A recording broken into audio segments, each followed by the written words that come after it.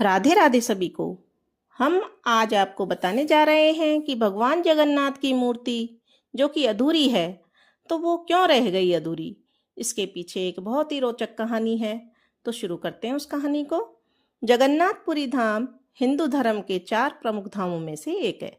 पुरी धाम में भगवान जगन्नाथ अपने बड़े भाई बलभद्र और बहन सुभद्रा के साथ विराजमान है।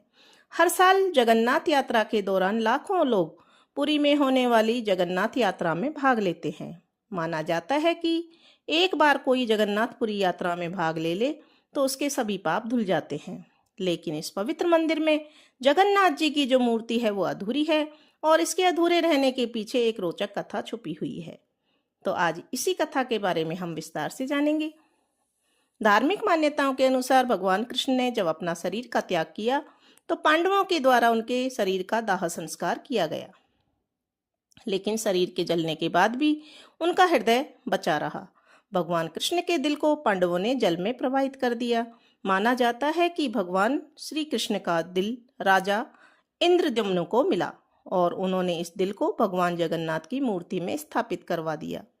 जिस मूर्ति में भगवान जगन्नाथ जी का हृदय विराजित है, उस मूर्ति को बनाने का कार्य राजा ने बूढ़े बढ़ई को सौंपा।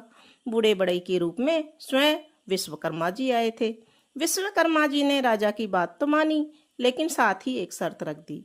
विश्वकर्मा ने कहा कि जब तक मूर्तियों के बनने का कार्य पूरा ना हो जाए तब तक किसी को भी अंदर आने की इजाजत नहीं होगी। अगर कोई अंदर आया तो मैं मूर्तियों को बनाने का कार्य वहीं छोड़ दूंगा। राजा ने विश्वकर्मा की यह बात मान ली। इसके बाद विश्वकर्मा मूर्तियों को बनाने के कार्य में लग गए। जिस दौरान मूर्तियों का निर्माण किया जा रहा था, राजा दरवाजे के बाहर से आवाजें सुनते रहते थे।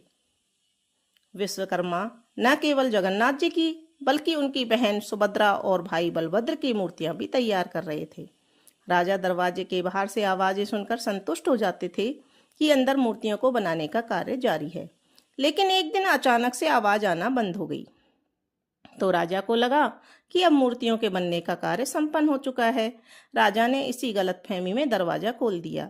दरवाजा खोलते ही विश्वकर्मा जी वहां से गायब हो गए और उसके बाद जगन्नाथ जी, बलभद्र जी और सुभद्रा जी की मूर्तियों को बनाने का कार्य पूरा नहीं हो पाया।